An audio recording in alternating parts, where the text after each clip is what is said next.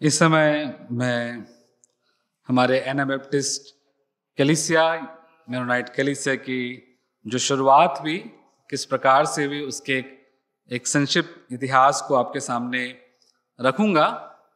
और इससे पहले कि इस इतिहास को आपके सामने रखूं, जो शब्द हैं एनाबैप्टिस्ट वो लातिनी भाषा का शब्द है। एना का मतलब होता है फिर से, पुनः, और बैप्टिस्ट मतलब बपतिस्मा। इस नाम से हमारी कलीसिया की शुरुआत आज से 500 वर्ष पहले 21 जनवरी को ही 1525 में हुई थी। और मेरे पास 2 स्क्रिप्ट हैं, लेख हैं, जिसको मैं इस समय पढ़ूंगा और उससे संबंधित स्लाइड्स जो हैं वो आप देख भी सकेंगे। जो पहला स्क्रिप्ट है इसको मैंने यूएस के एक पासवान हैं रेवरेंड पामर बेकर, उनकी एक पुस्तक है एनाबैप्टिस्ट इसेंशियल, उससे कुछ भागों को लिया है और अन्य स्रोतों से लिया है, जिसमें कि प्रारंभिक कलीसिया का एक संक्षिप्त इतिहास मैं आपके सामने रखूंगा। और उसके बाद जो दूसरा स्क्रिप्ट है वो हमारे आदरणीय बिशप कुंजाम की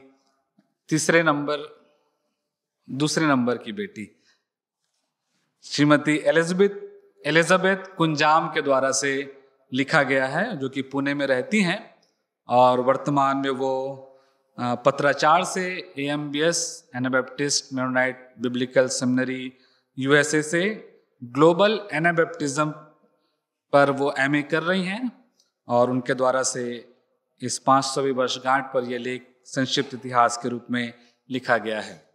तो मैं दोनों स्क्रिप्ट को आपके सामने पढ़ूंगा और मैं आशा करता हूँ कि एक अच्छी जानकारी हम इसके द्वारा से अपने इतिहास की प्राप्त कर सकेंगे। तो कलीसिया का प्रारंभिक इतिहास कुछ इस प्रकार से हम उसे समझ सकते हैं। प्रभु यीशु मसीह के स्वर्गारोहण के बाद प्रारंभिक कलीसिया का जन्म पेंतेकोस्त के दिन हुआ, जब यीशु मसीह के अनुयायियों पर पवित्र आत्मा आया। उस दिन पतरस के प्रचार से मन फिराकर 3000 लोगों ने यीशु मसीह को स्वीकार किया और चेलों के इस समूह में वो जुड़ गए। प्रभु यीशु मसीह के ये अनुयायी एक दूसरे के घरों में मिलते थे, अपनी संपत्ति को साझा करते थे और नए विश्वासियों का स्वागत करते थे। दुर्भाग्य से अगली कुछ शताब्दियों के दौरान मसीहियत में एक बहुत बड़ा परिवर्तन आया। कॉन्स्टेंटाइन 306 ईस्वी से लेकर के 337 ईस्वी तक रोम का एक शासक था। 312 ईस्वी में मिल्वियन ब्रिज के लड़ाई के या युद्ध के दौरान उसने दावा किया कि उसे क्रूस का दर्शन मिला, जिसके ऊपर लिखा था इससे विजय। और इस दर्शन के बाद कॉन्स्टेंटाइन ने अपनी सेना के सब झंडों में क्रूस का चिन्ह बनवा दिया। जब उसने यह युद्ध जीत लिया तो परिणाम स्वरूप उसने मसीही धर्म को राजकीय या शासकीय धर्म घोषित कर दिया। समय के साथ साथ कॉन्स्टेंटाइन न केवल बढ़ते रोमी साम्राज्य का मुखिया बना, बल्कि वो विस्तारित चर्च का भी मुखिया बन गया। मसीहियत शासकीय धर्म घोषित होने के कारण राजकीय आदेश की अनिवार्यता और उनसे मिलने वाले राजकीय लाभों को पाने की होड़ में लाखों लोगों ने मसीह धर्म को अपना तो लिया, लेकिन वे मसीही नहीं थे। फलस्वरूप प्रारंभिक कलीसिया और 3री शताब्दी के बाद कलीसिया में ये परिवर्तन आए।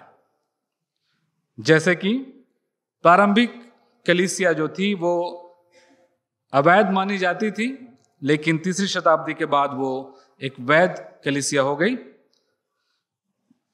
प्रारंभिक कलीसिया में बहुत से लोग नहीं थे, वे अल्पसंख्यक थे, लेकिन 3री शताब्दी के बाद राज्य के समस्त नागरिक जो थे वो कलीसिया के सदस्य हो गए। पहले गुप्त रूप से आराधनाएं होती थी, लेकिन तीसरी शताब्दी के बाद आलीशान आराधनालयों में आराधना होने लगी। कलीसिया पर पहले सताव होता था, लेकिन अब जब कलीसिया बहुसंख्यक रूप से विस्थापित हो गई तो वह स्वयं एक सताने वाली संस्था बन गई। प्रारंभिक कलीसिया में विश्वास के बाद ही एक व्यक्ति बपतिस्मा लेता था, लेकिन तीसरी शताब्दी के बाद बालकपन में बपतिस्मा का प्रारंभ हुआ। कलीसिया और राज्य प्रारंभिक कलीसिया में अलग अलग थे, लेकिन तीसरी शताब्दी के बाद कलीसिया और राज्य एक हो गए। 1200 से 1550 ईस्वी के मध्य कुछ मसीही अगुओं को एहसास हुआ कि कलीसिया में पाए जाने वाले विश्वास में गंभीर कमियां पाई जाती हैं।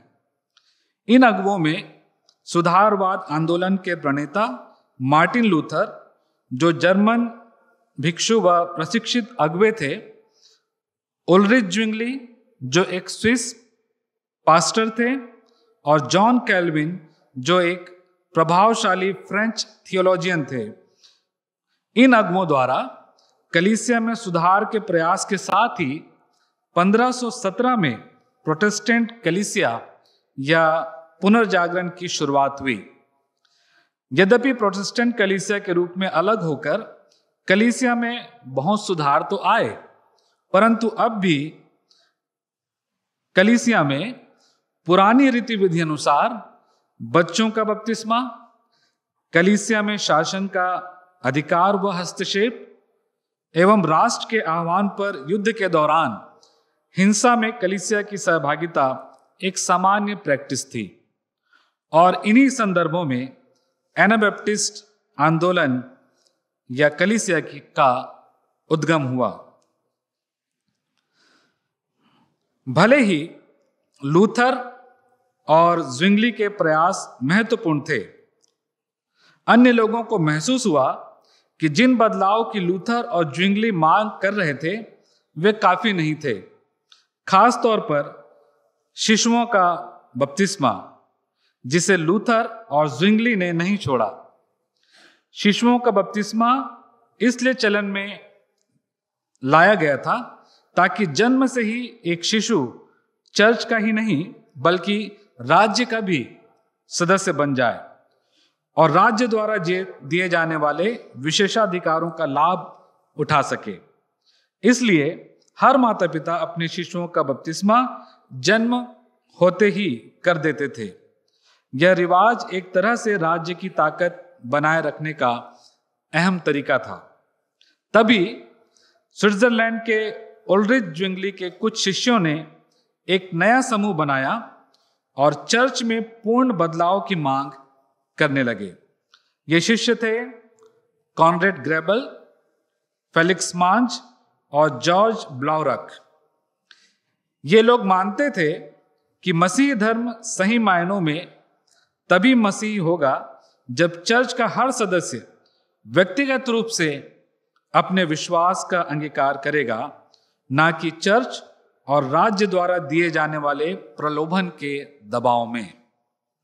उनके लिए बपतिस्मा एक व्यक्तिगत फैसला था, ना कि राज्य का आदेश। उनका यह विचार सीधे चर्च और सरकार की सत्ता को चुनौती देता था।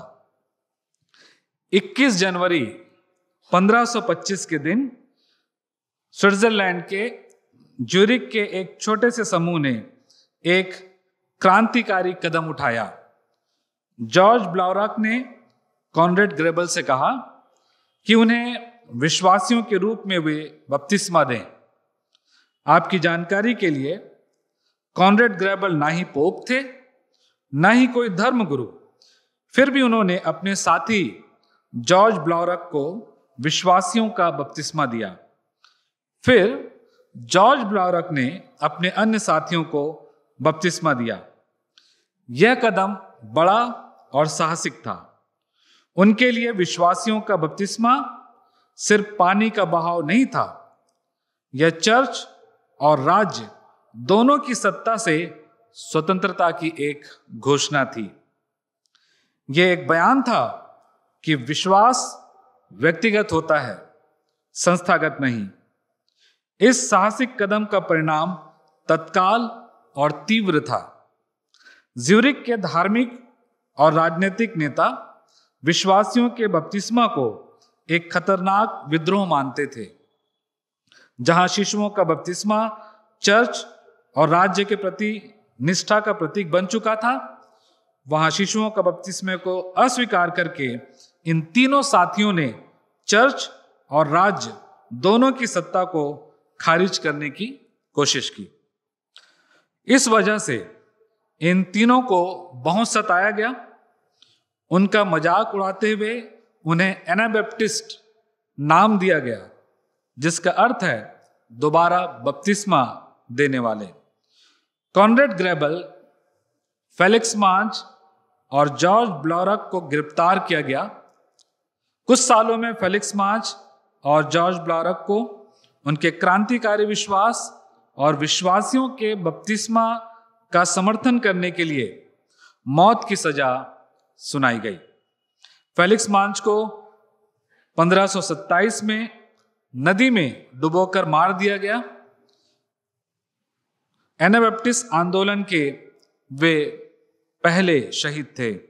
उनकी उम्र उस समय केवल 28 वर्ष थी। जॉर्ज ब्लॉरक को 1529 में जिंदा जलाया गया। इन मौतों के द्वारा चर्च और राज्य के अधिकारी एनाबैप्टिस्ट आंदोलन को खत्म करना चाहते थे, पर क्या ऐसा हो पाया? नहीं।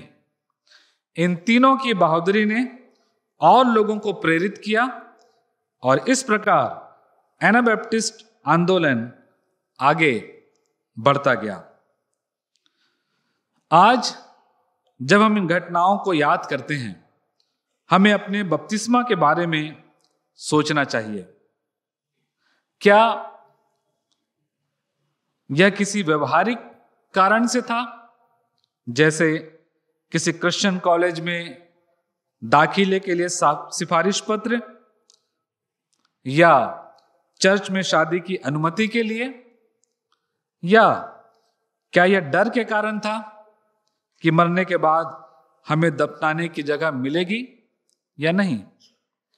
यह सवाल प्रियो हमें बपतिस्मा के असली अर्थ को समझने की चुनौती देता है। एनाबैप्टिस्ट परंपरा में बपतिस्मा एक आंतरिक परिवर्तन का संकेत है। यह दिखाता है कि हमने यीशु को अपनाया है और उनके रास्ते पर चलने का फैसला किया है। क्या आप यीशु के प्रभुत्व पर विश्वास करते हैं? क्या आपने अपने जीवन में उनके आदर्शों को अपनाने का निर्णय लिया है? जैसा कि एनाबैप्टिस्ट ने समझा, बपतिस्मा परंपरा या अनुरूपता के बारे में नहीं, यह विश्वास की व्यक्तिगत घोषणा और एक संकल्प है, जैसा कि प्रभु यीशु मसीह ने सिखाया। एनाबैप्टिस्ट आंदोलन की शुरुआत एक छोटे समूह ने किया। इस समूह के लिए संख्या मायने नहीं रखती थी। उनका विश्वास, साहस ज्यादा जरूरी था। उनके लिए जरूरी था कि वे अपने विश्वास पर अडिग रहें, चाहे इसके लिए उन्हें कितना भी विरोध सहना पड़ा। आज भारत में एनाबैप्टिस्ट यानी मेरोनाइट ब्रदरेन और ब्रदरेन इन क्राइस्ट एक छोटा समुदाय है। हमें अक्सर विलुप्त होने का डर रहता है, लेकिन 21 जनवरी 1525 की कहानी हमें सिखाती है कि अगर हम अपने विश्वास पर डटे रहें तो हमारी संख्या से फर्क नहीं पड़ता। हमारे पास 500 वर्षों की विरासत है। परमेश्वर की कृपा से हम और भी कई वर्षों को देखेंगे। 21 जनवरी 1525 का महत्व इसलिए है क्योंकि इसने हमें साहस और विश्वास की ताकत दिखाई। यह हमें याद दिलाता है कि अनुरूपता से अधिक हमें विश्वास को प्राथमिकता देना चाहिए और विश्वास के मामलों में व्यक्तिगत चुनाव को महत्व देना चाहिए।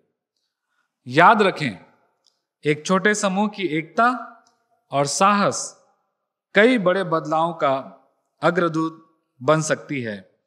एक प्रसिद्ध मेनोनाइट घोषणा इस प्रकार से है कि मसीह हमारे विश्वास का केंद्र, शांति हमारे कार्य का केंद्र और मांडलिक संगति हमारे जीवन का केंद्र है।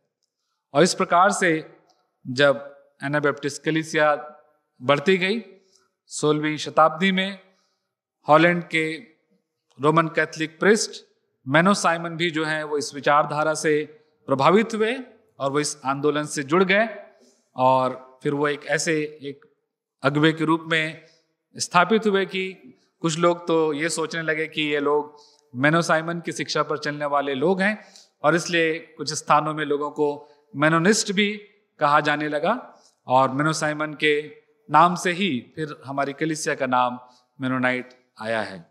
तो ये कलीसिया का एक संक्षिप्त इतिहास है। परमेश्वर हमारी सहायता करे कि हम इन बातों को जानें, इन बातों को समझें और अपने विश्वास को परखें कि हम विश्वास में किस प्रकार से बने हुए हैं और उसे थामे हुए हैं। ये जो इतिहास है, संक्षिप्त इतिहास, ये आराधना के पश्चात आपको प्रिंट आउट के रूप में मिलेगा। जब आप बाहर जाएंगे तो आप इसकी जानकारी अवश्य रखें और अपने विश्वास में हम दृढ़ बने रहते हुए उसकी गवाही निरंतर दे सकें। धन्यवाद।